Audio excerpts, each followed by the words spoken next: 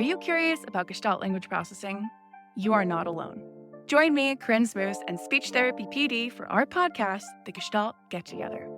Our episodes try to balance the enthusiasm and excitement about GLP and its associated intervention ideas, as well as a healthy dose of skepticism about how to understand and integrate this paradigm shift into your career and the field at large. We hope that you can get together with us to learn more about Gestalts.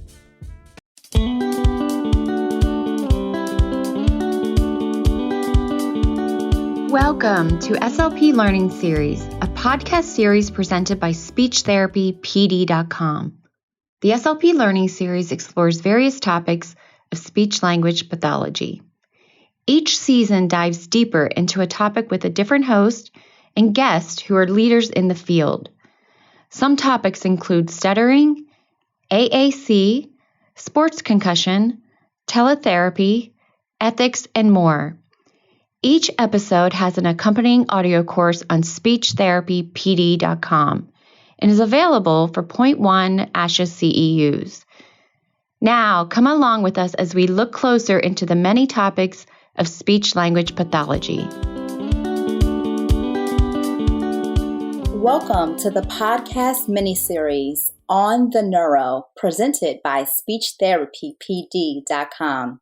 Thanks for joining us for our first episode, Tools and Resources for Cognitive Communication Interventions After a Concussion. This audio course is offered for 0.1 ASHA CEUs. I am your host, Dr. Tabia Pope, President and CEO of Head to Speech Incorporated.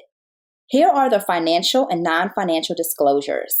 I am the host of this podcast and receive compensation from SpeechTherapyPD.com. My non-financial disclosures are that I am the founder, president, and CEO of Head to Speech Incorporated, a nonprofit organization. My guest, Danielle Hyde, receives an honorarium from SpeechTherapyPD.com for this episode, and no relevant non-financial relationships exist. And now, here is a little bit about my guest today, Danielle Hyde. Danielle Hyde is the co-owner of Neural Connections, a private practice that provides communication, cognitive, and swallowing services mainly for adults after concussion, brain injury, and stroke. Danielle has been working with adults with neurological impairments since graduating with her master's in speech-language pathology in 2012. Through her experience in a variety of medical settings, Danielle's true passion lies in the community reintegration of adults with cognitive and communication difficulties. Danielle believes in a collaborative approach by supporting her clients in creating and achieving their personal goals.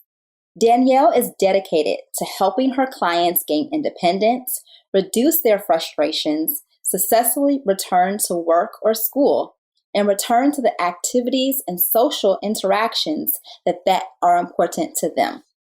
Danielle is a member of good standing with the College of Audiologists and Speech-Language Pathologists, a nationally certified member of Speech, Language, and Audiology Canada, and a member of the Ontario Association of Speech, Language Pathologists and Audiologists.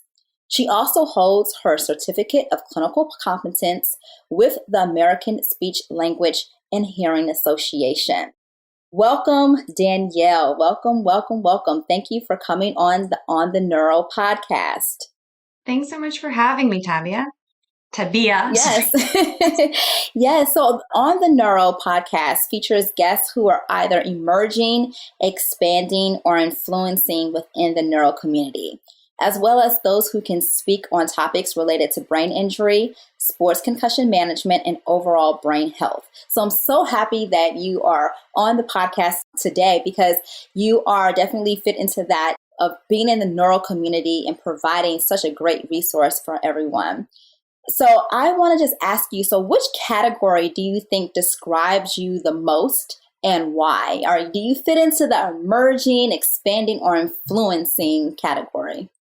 I mean, as you know, a lifelong learner, I think I always feel like I'm expanding, and I have focused a lot of my practice in the last few years on concussion recovery and management. And so I have gotten a lot of experience and knowledge in that area.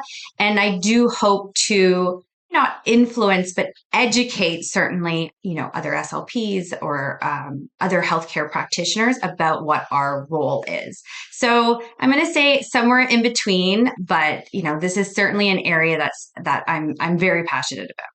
I mean, Danielle, I view you as an influencer as well. I truly love your Instagram account, neuro.connections, and you give so much great content to your audience. And so what's one thing you've learned as you have ventured, I guess, going from the expanding to influencer and really just coming into your own as an influencer? So what's one thing that you've learned as you've made that transition? I mean, it certainly wasn't expected to I mentioned, I didn't even want to start Instagram. It seemed like this whole thing that I knew nothing about. But the more that I started it, and all of the knowledge in these areas and these strategies really even provided clarity for myself. And some of the graphics I even started incorporating into my sessions as visuals and creating other PDFs. And I think that has been helpful. So you also have a private practice. Do you find that when you became a private practice owner, that it was essential for you to, make that transition into having more of a presence on social media? Yeah. And I didn't know. I really didn't know if that was necessary. And I still don't know if that's necessary. But my goal was really to connect with other healthcare practitioners in the concussion field. And I had no idea the huge community of concussion practitioners and concussion survivors that were on there. And I have learned so much from them, and kind of gives me more well-rounded and learning from others, as well as, sharing what our role is. Unexpected, but I think that it has been really helpful. And I hope, to continue to provide resources or share information and, create more visibility of our role. Yes. Well, thank you so much for that. And I do want to talk about your private practice, because I think that you have such great tools and resources that you're going to provide us with this evening. And so what are some of the tools and resources that you've used in your private practice or, throughout your career for assessing and treating adults after concussion and brain injury?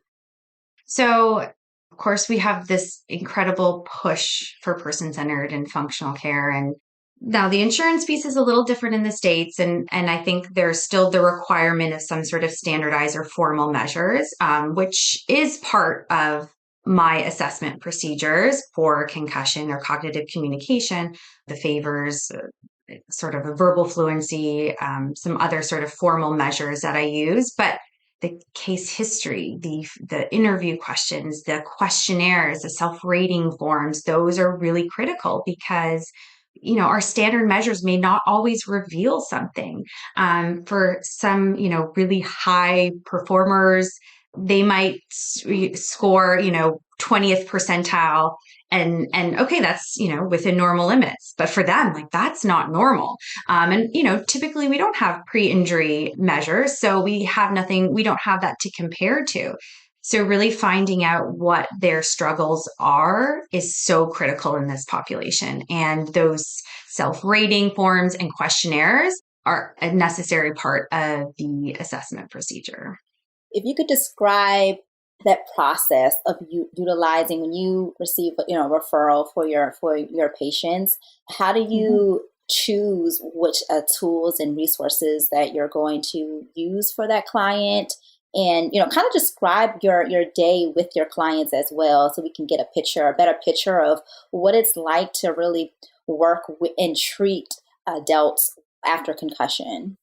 Sure. So as a private practitioner, I have a partner who's also a speech pathologist, but we're a small business. So we're doing all of the intakes and consults. So that gives us, we're actually talking with the client before setting up the assessment.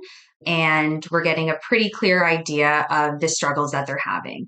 Part of our intake procedure is to send the CABI, which is the Cognitive Communication Checklist for Acquired Brain Injury, as well as our kind of just typical adult intake form. But that allows us, and sometimes I think even the client, to realize, oh yeah, I am having issues in social communication or discourse, or I am having difficulties with decision making or kind of reading between the lines. I think that the concussion population is typically much more in tune to the difficulties they're having. Their insight or awareness is greater as you compare to, a moderate or severe traumatic brain injury where that, it tends to come up a little bit. Why do you think that is, that they're more in tune than a moderate to severe traumatic brain injury? Just the severity of the injury, that awareness piece is something that's pretty typical, having that lack of awareness of those difficulties in that moderate or severe area. But it also can occur in concussion. So I typically give the CABI, and then after the assessment, discussing the difficulties they're having, I sometimes ask a family member or a spouse to also complete the CABI to kind of see, all right, is everything matching up here, or are there some issues that they're not realizing? And I find the memory piece people can really pick up on pretty easily, or the attention, but sometimes those social communication, perceiving those nonverbal cues, that's when a spouse might be like, yeah, remember that time where, the neighbor was trying to get out and you kept talking for 10 more minutes. Right. The perceptions may be different of what's happening. Mm-hmm. Absolutely. Absolutely. So I think it is helpful to have the perspective of not just the client, but also, a spouse or a close family member. What are some of your favorite questions when you use the tool that you use for referrals, the CABI, right? So what are some of the favorite questions that you have from that you kind of get a lot of good information from? You know what? I think, so I don't actually go over it with them necessarily. I send that beforehand, and then we'll go over it during the assessment. And it's really open-ended. And, I ask them to describe their day and what part of their day are they struggling with. And a lot of times, again, they can pick up on I'm having difficulty with memory. I'm having difficulty with attention. Executive function is not really a term that the average person knows. So we have to kind of go a little bit deeper into that. But sometimes they don't really realize the communication piece, right? Cognitive communication difficulties, it's the changes in cognitive functioning that are impacting communication. And we're not talking about, basic communication of I need a glass of water, right? But the efficiency with which were able to do a task before, write an email, have a conversation, or explain something that they need. And now that takes, 3 times as long as it did before. That efficiency or that effectiveness is impacted. So sometimes that communication is they know the cognitive piece, but how that impacts kind of these high level situations or high, complex communication interactions. I think as we kind of talk through it, it's like, okay, yeah, that makes sense. They might be able to pick up word finding. That's a really common one that people will complain of. But, those higher level complex interactions might need a little bit more kind of probing from us. So after you give that tool and you compare the perceptions, what happens next in your day working with that and working with that client or patient and treating them? What happens next? Yeah. So, all right. So we go over the assessment. Typically at the end of our assessment, we kind of just go over briefly like what we found, a little bit of goal planning. Usually goal planning takes a little bit more time. So if we don't have time, that our first session, we'll start with goal planning. I may also give a kind of a self-rating questionnaire. There's a self-assessment of communication skills that you rate yourself on these different areas, and we can kind of use that as an outcome measure, at the end of a block of treatment. So that's something we might do kind of our first session. We do goal planning, and something that I have changed in my practice, which from when I started, is to try and focus on fewer goals. And, there's so many. Why did you why did you find that to be very important to change? I think for carryover and generalization, and, I think there's too much interference when we're working on so many things. And oftentimes, you have a client who comes in and says, okay, I want all these things to get better. And we have a long list of things to work on. Now, I will say there are some general themes throughout all of our goals. This is our metacognition, our thinking about our thinking and how we're doing, what we're doing well, what we're not doing well. That pretty much is in every goal. So I think there are some common themes that we'll see, but working towards that specific functional goal. Maybe it's, scheduling, or maybe it's participating in more social interactions. But there's already a lot of overwhelm with this population, right? Like typically they have a lot of many 4, 5, 6 other practitioners that they're seeing.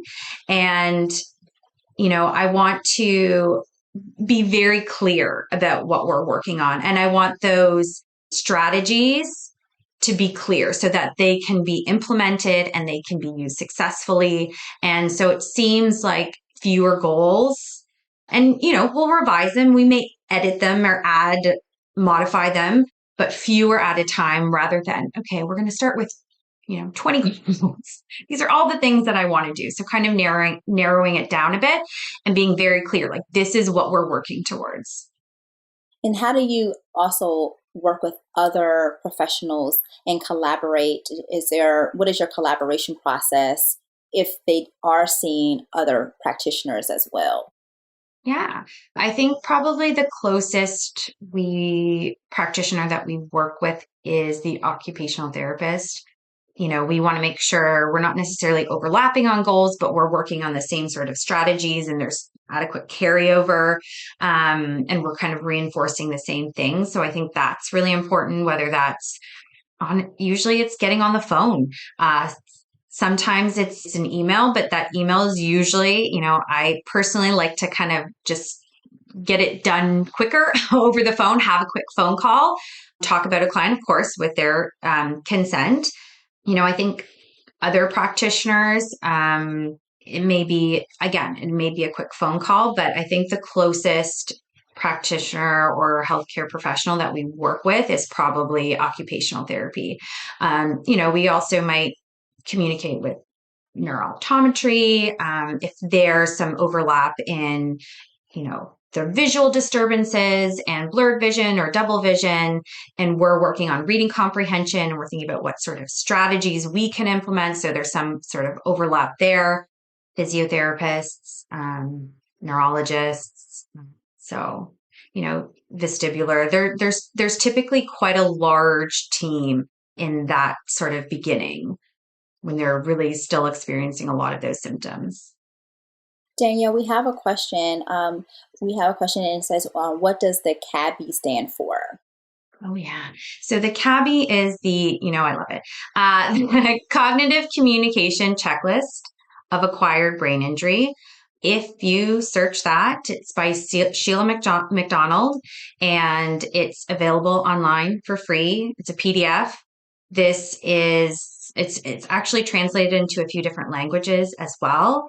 And this is a referral tool. So this was created as a referral tool for other healthcare professionals to give to their client with acquired brain injury, to then, if any of these items are checked off, then a referral to a speech language pathologist is warranted.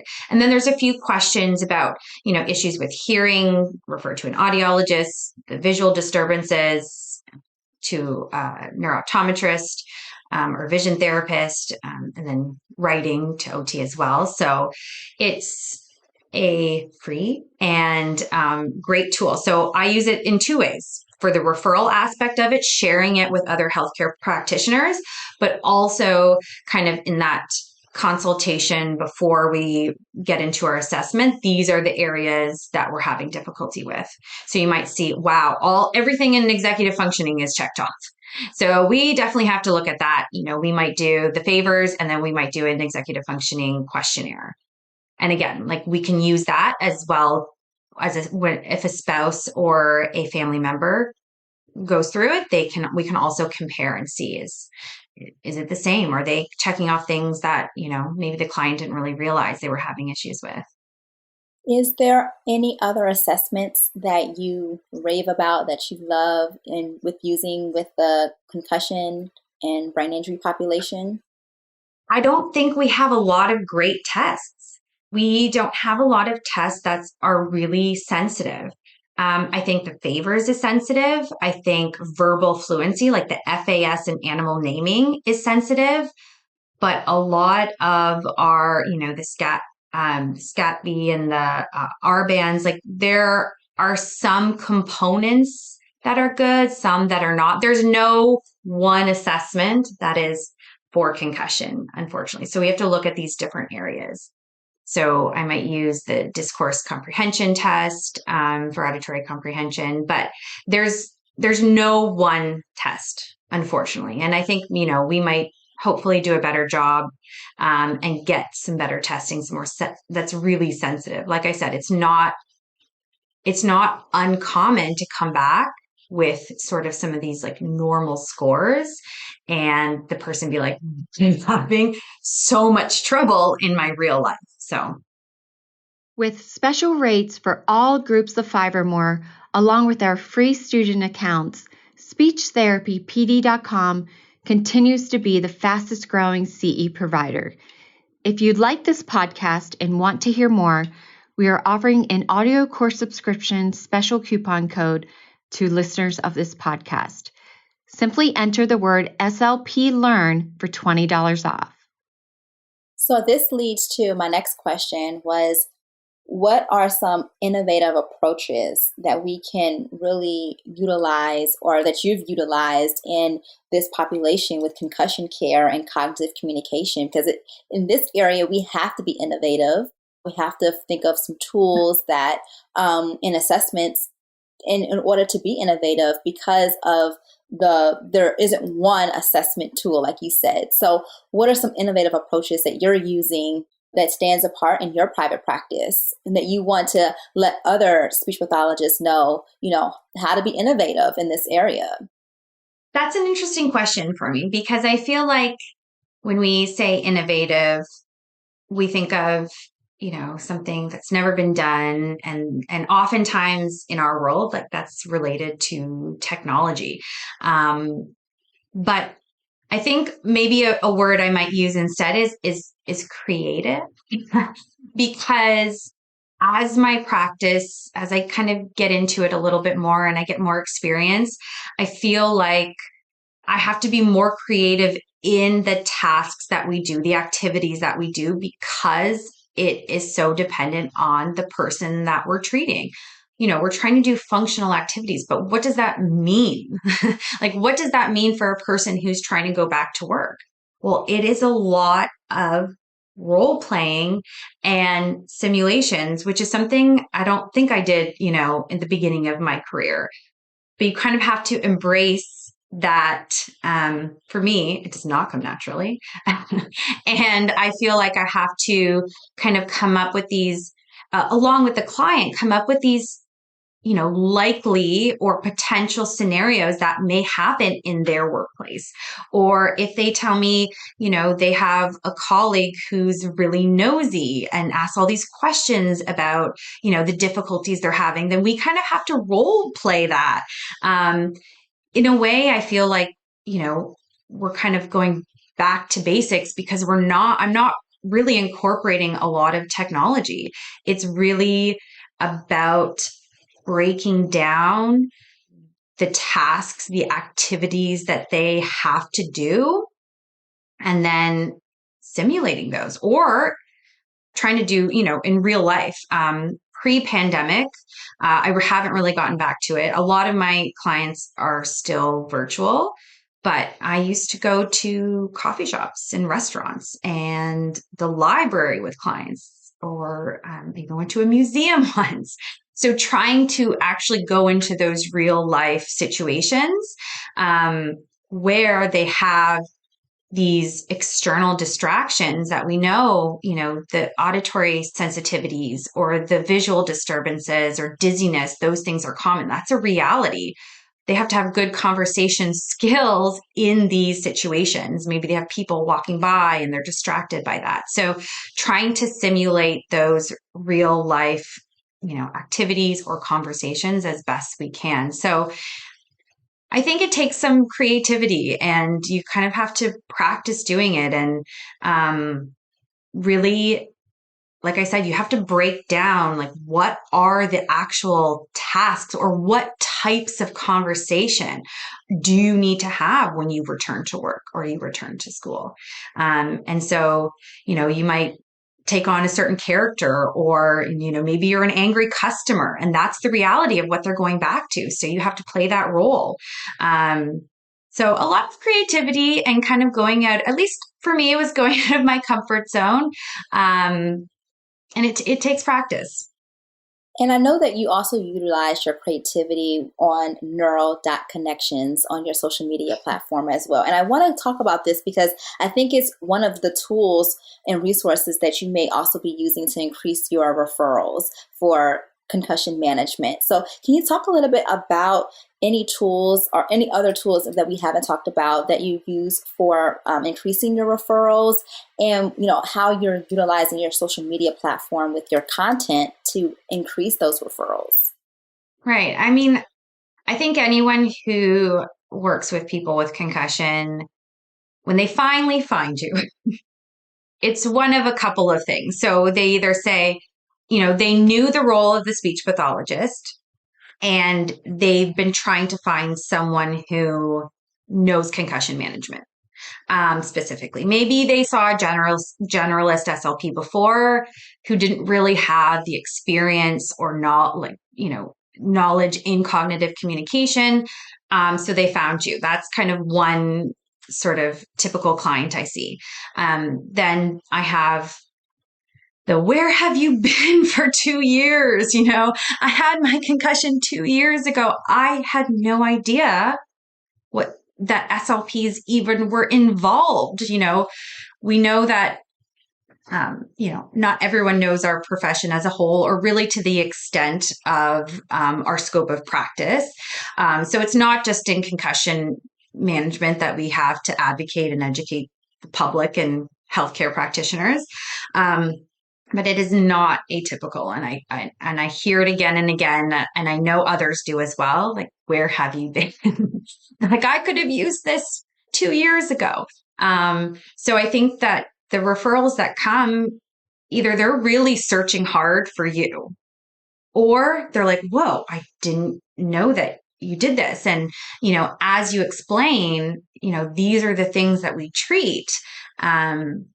It's like, that's what I need. That's what I need. And I think when I talk about, during an intake, and I talk about like, what does it look like? What does speech therapy look like? Because people have no idea.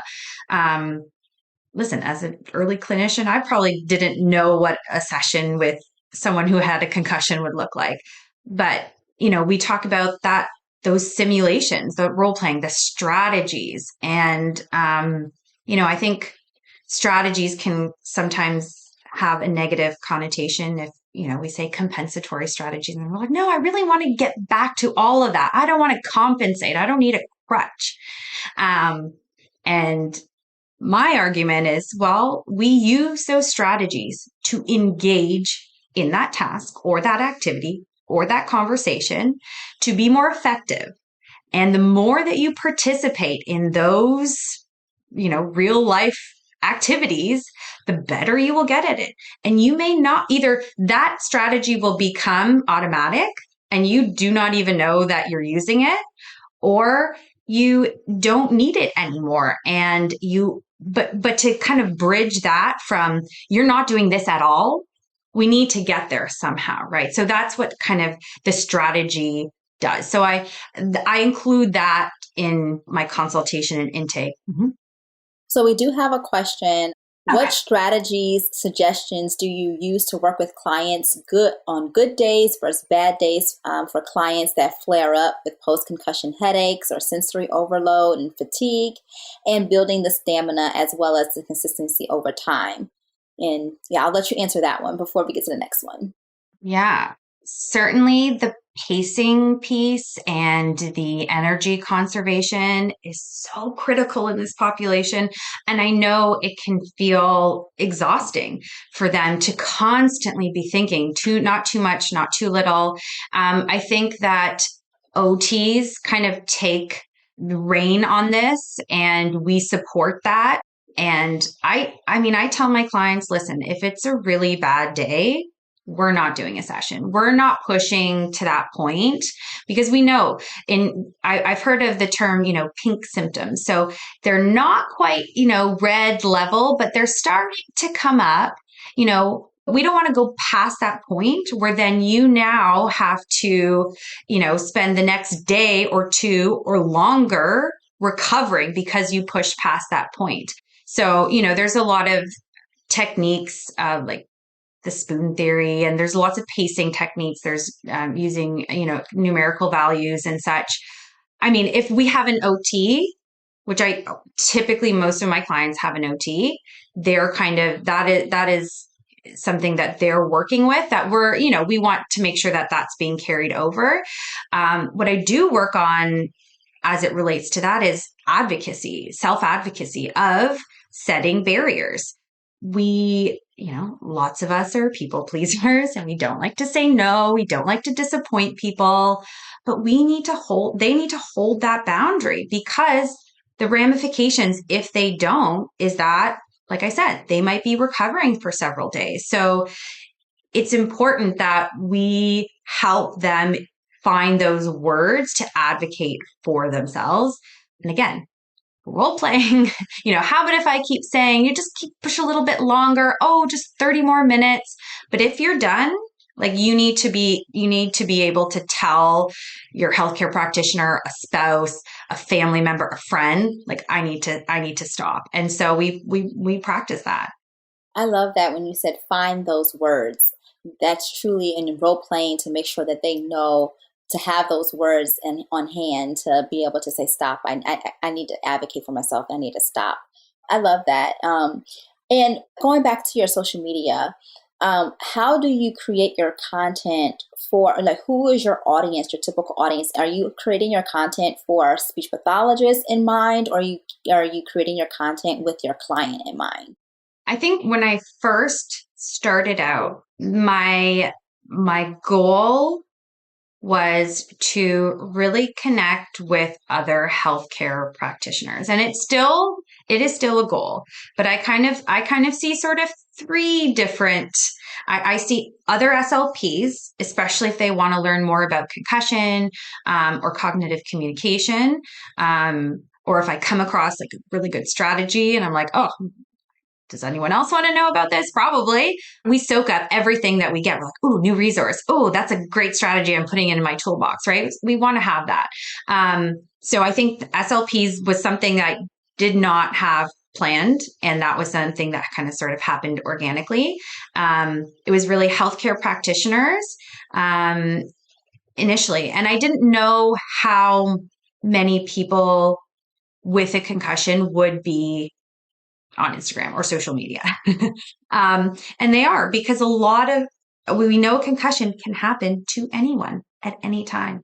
And I think, that's part of why I am so passionate about this population, because it feels like it could happen to me or you or anyone. And I saw myself in a lot of these clients. I certainly get a lot of women between, 20 and 40 or 20 and 45. Like that is the bulk of my clients. And, they're on Instagram. They're looking for strategies. They're looking for, I didn't know, but they are looking for healthcare practitioners. So not what I initially thought. I was just hoping to connect with other concussion practitioners, but it's been great. So it's definitely a younger generation versus a stroke population. It's a younger generation. Mm-hmm. So when you are creating your content, is there anything that you use in general to create the content that, if there was another SLP that's aspiring, to do to utilize, different resources to create their content, to become an influencer, go from the emerging, expanding to an influencer phase, so what do you recommend for that, or what would you recommend for that speech pathologist that is looking at your Instagram, is looking at the content that you're creating? What advice would you give them? So, full disclosure, I had help. I had help by a social media manager who was also an SLP. I'm like, amazing. It's Social Mogul. She has helped me really. I mean, I had no idea. I had no idea where to start. I had never heard of Canva. Oh my gosh, I'd never heard of that. I had no idea. So, yeah, I mean, that's where I create everything. But I had quite a bit of help to kind of even learn anything about it. I had never shared a post before. Like I really knew nothing. So it's been a whole new world, and I didn't expect to enjoy it as much as I do. It is time consuming. Absolutely. It does take time to create those things, but like I mentioned before, I now use some of those visuals or versions of that in therapy. Especially, I do a lot of virtual therapy. I, have created some of those kind of PDFs from those graphics. And who doesn't love a visual? I mean, if we're describing a concept, right? Or we're talking about, oh, here are some external memory strategies. Okay, show them. I learn better that way. So I think that has been really great, unexpected. But I did get quite a bit of help. And, now it just it depends, I create what I'm working on or reading about, or, I have a client and I'm like, oh, this is what we did today. And so I'm like, okay, let's talk about this. Or if I'm, reading about something, that I didn't know about, and maybe others didn't know about. And we do have a question. One of our attendees is asking, have you ever suspected CTE with any of your patients? I know it can't be proven until death right now. Right. I would say no. I don't work with that many athletes. So I will say some of my patients have had multiple concussions, probably, half have had more than one. It's never been something that, I've kind of suspected, or it's kind of been on my radar. But I know, yeah, some athletes, especially, in the high contact sports, this is certainly an issue. I'm just curious to know about the concussion history. So what is the typical concussion history of your population? Because you said your population is women 20 to 45. Yeah. So I'm wondering what type of traumatic brain injury as well. So I have clients who have had, this is their first, and a lot of clients who say, I think I had another one. I don't think this was my first one. Some who were athletes, even when they were younger, when they were in their early teens, all the way to, they've had 10 concussions. And oftentimes it's all different causes. It could be a motor vehicle accident and a slip and fall and a sports injury and a fluke, I've had a couple, they have banged their head on the marble countertop. So it could be anything. So it really does vary. Certainly those who have had multiple, it's not uncommon to hear, okay, so my first one I recovered, but this one's different. Or, maybe it's number 3. And this one I haven't been able to recover like I did the first 2 times. And yes, certainly some, I think I might have had one before, but it wasn't, diagnosed properly. And so I'm interested also in, what are the tools and resources you're using for billing for cognitive communication rehabilitation? So I know this is always a touchy topic about billing and for cognitive communication, but if you could break down, how do we go about doing this, or what should we look out for if we're billing? Sure. And so, I am in Canada and things are totally different here. Here I am, it's private pay, and I provide the client with an invoice, or, might be perceived as like a super bill, I think. And then they send that to their insurer, and then they get reimbursed, whatever's on their extended benefits. So it's different here. Now, my understanding in the States, and I did work in the States for a few years, not while I was working with concussion clients, but the cognition, right? The cognition codes were often, there were some denials there. So making sure that we're working on cognitive communication. And I think in our field, I'd be curious to hear your thoughts too, but my understanding is that the majority of researchers or SLPs, our focus is cognitive communication. Now, I think there are some who say, well, we can treat cognition in general. Well, how often is cognition impacted, but not communication? And I definitely think we should emphasize the communication piece. As a speech language pathologist, we should be emphasizing the language and cognition. Absolutely. I agree. And usually we have so many communication goals that it's not even a thought of just working on cognition. So that's kind of my thought as well, is everything is revolved around communication. It might be really, really high level communication. Maybe it's persuasive discourse and you're trying to convince someone, you're trying to find the language to convince someone to buy something. Maybe your client's in sales. But it's still communication. So I think emphasizing that in billing is critical. And, they're the functional impacts. We have a question. So since most of your clientele are 20 to 45 age range, do issues with parenting and home social life play a big role in functional goals? Absolutely. And I think that's, when I felt really connected as, a parent, and, I have a client who is the same age as me, has the same, a son, the same age. And, we've set goals of coming up with an activity for their child.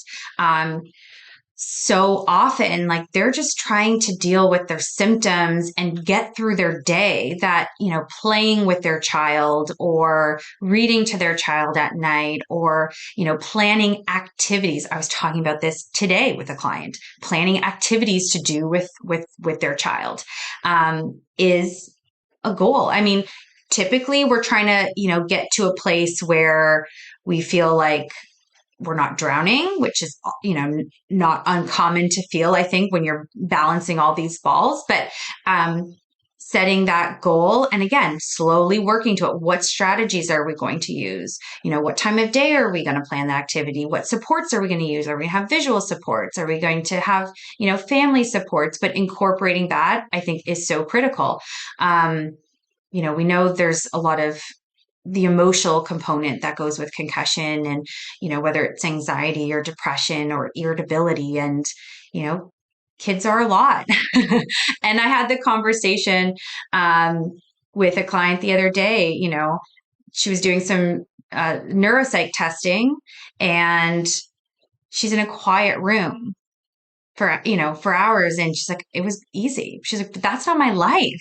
My life is my 4-year-old being like, Mom, can you do this with me? Mom, like, that's real life. So that's what we have to deal with. Like, we have to be realistic. And, I think that's also something that's important is what, we can give all these recommendations, SLPs, other practitioners, but realistically, like, let's break it down and figure out how to incorporate that. And sometimes I feel like we're doing that, in therapy, where we take the goals of other practitioners and we figure out how to actually implement those goals, whether it's, energy conservation or timing, but how to also communicate to those practitioners. Like, that's not realistic. You're telling me to do this, this, this, this, and this. Like, that's not realistic. So going back to sort of like the self-advocacy piece, but I think the parenting and home and social goals are imperative. How long do you typically see your clientele, or when you discharge them? How long from the time that you do your intake to when you discharge? It really varies. I would say that typically, on average, I am involved in return to work. So that could be 2 months, that could be 4 months, could be 8 months, depending on how the return to work is going, or return to school as well. It's not atypical for me to see clients, typically it's weekly or biweekly. But then to kind of do these sort of maintenance check-ins, I call them check-ins, where they'll come, I'm going to say, all right, see how the next month goes. Email me if something comes up. And if we need to set up a session, we will.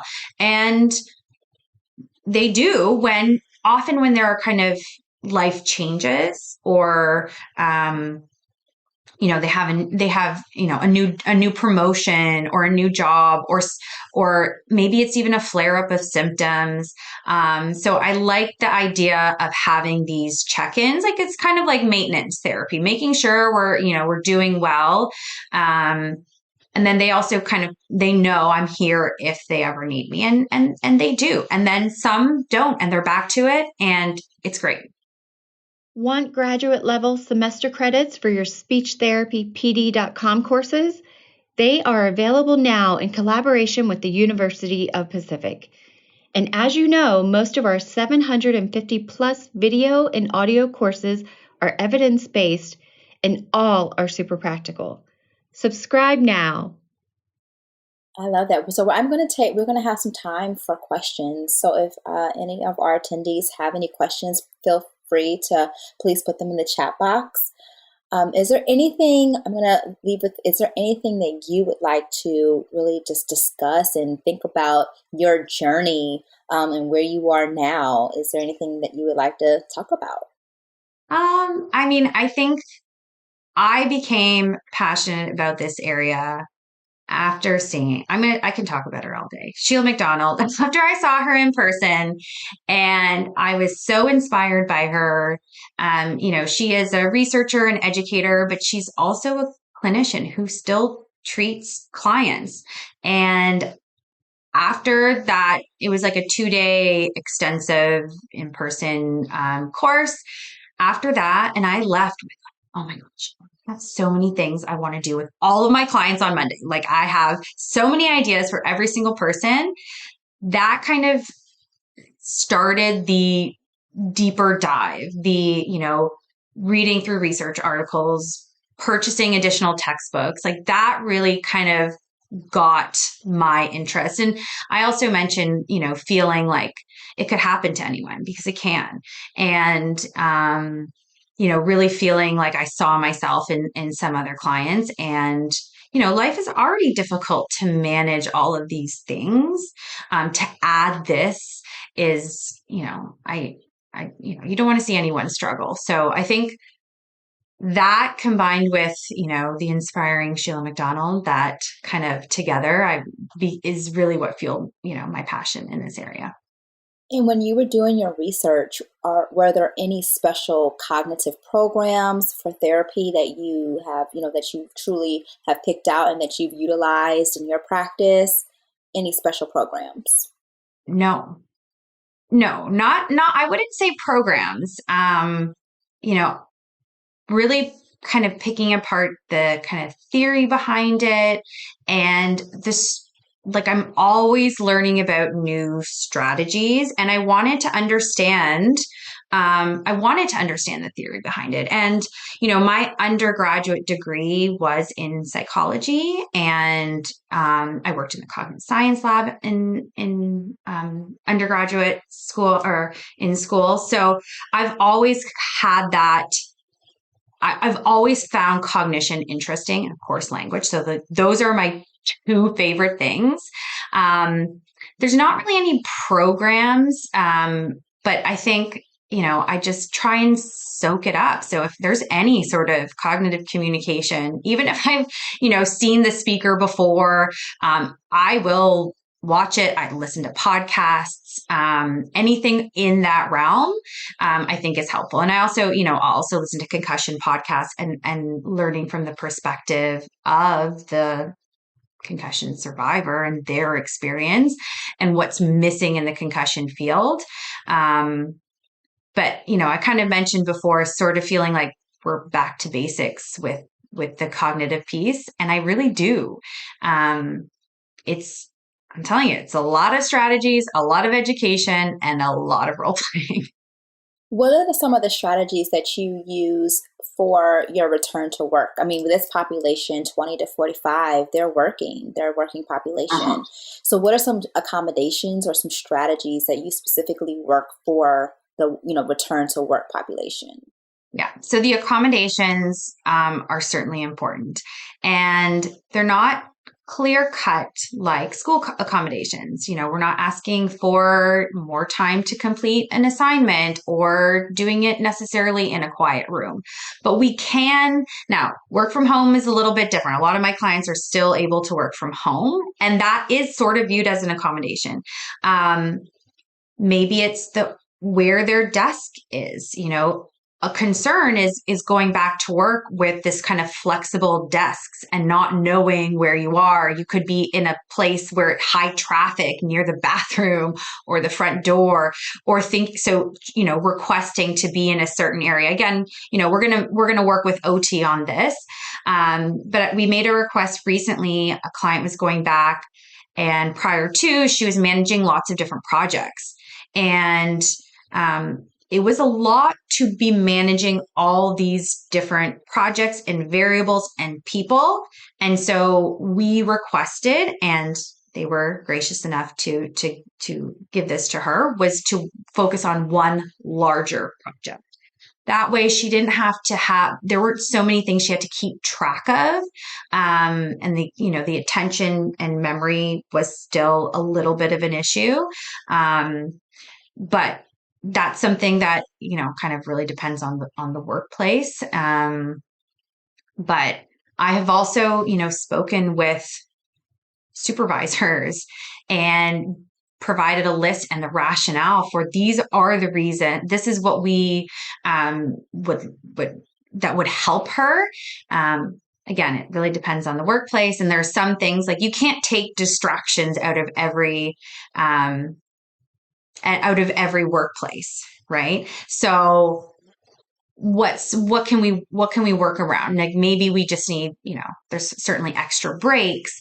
But the reality of I had someone who was in a veterinary hospital, and it's noisy, and they're dogs and, beeping and colleagues next to you, and you cannot change that necessarily. So we had to practice that, build up that to get back to work successfully. I went on a tangent there. No, that was good. I mean, any insight into what your population, returning to work and knowing the difference between returning to school and returning to work is very helpful.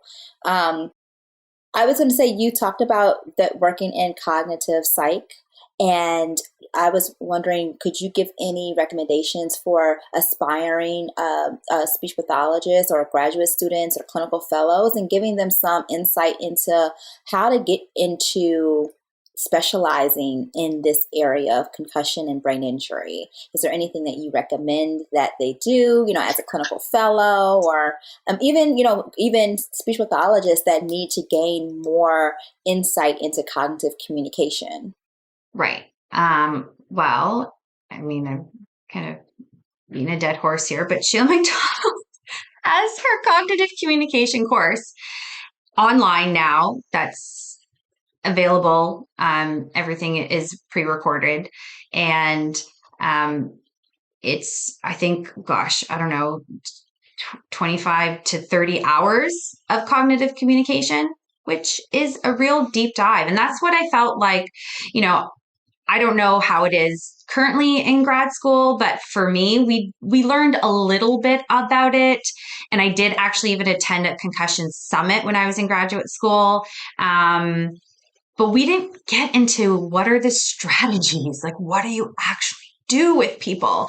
And so for me, I really started reading, like, who are the researchers in our field? Solberg and Turkstra and Limoncello and Mullenbrook and Topher and all of these. I started reading their papers, and I did think of one program. Okay, I did think of one program that I purchased that I haven't used verbatim, but it's the TBI Connect out of the University of Sydney. And I think this was it's a communication, a social communication partner training. And so this is like a 10-week program that is specific to traumatic brain injury and social communication. Again, like, I use pieces of it. I haven't used this, followed it strictly.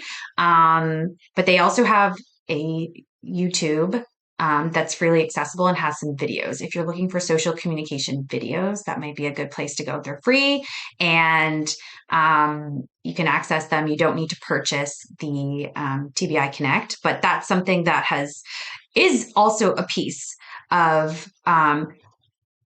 maybe more so with moderate and severe traumatic brain injury, but still, we still incorporate that, and I still provide lists of strategies of how your communication partner, your spouse, or your family member can support your communication skills. So that's something that I think is helpful. You are answering some of this of just any helpful apps or resources to help clients with executive functioning issues, as well as they wanted to know about any of the researchers that you were talking about, how to actually spell their names, and to contact them, how to research who you're talking. Yeah. Okay. So Sheila McDonald, I believe, is MAC Donald. And in terms of apps or resources for executive functioning skills, there's so many out there, right? And it is actually quite overwhelming to try and figure out what is the best app. And so, I mean, I have a list, and I think OTs do this as well, where they kind of can go into a deeper dive of the kind of the external aids, and using technology. I wouldn't say that there's one that I always recommend. I mean, other than like the calendar app on their phone, but the metacognitive piece is something that's going to keep coming up, and that is a strategy that we're always thinking about. Whatever sort of executive functioning issue, we are incorporating kind of self-regulation and metacognition into that. Resources, there's a book that I really like by Kennedy, called college. It's like college students and executive functioning, Mary Kennedy, which I really like. I can't say that there's really specific. I think early on when I started learning about cognitive communication, two resources that I found online were was the one from the U.S. veterans, the TBI toolkit, which was available online for free, as well as the CogSmart, which is out of the University of San Diego, I believe, and also might have been the U.S. veterans, but those were two PDFs available free online that had some ideas as well. And we also, I just completed a 4-hour deeper dive into return to learning after sports concussions. And so that's available at SpeechTherapyPD.com. And if you look at my references, I have all of the researchers that you have talked about today, and I've also provided those assessments that you have also talked about today. So, and more, and really it was talking about return to learning. So you talked about return to work, but I was talking about return to learning and the accommodations that we need for our student athletes in the school system. And so that's another resource that you all can definitely look into. So I just want to thank you so much, Danielle Hyde, for coming on the Neuro podcast. I truly appreciate your research, your education, and expertise that you provided about tools and resources for cognitive communication interventions after a concussion. So thanks for joining us, and we will see you next time. Thank you all so much. And Danielle, can you please let them know how to find you as well and your email? Sure.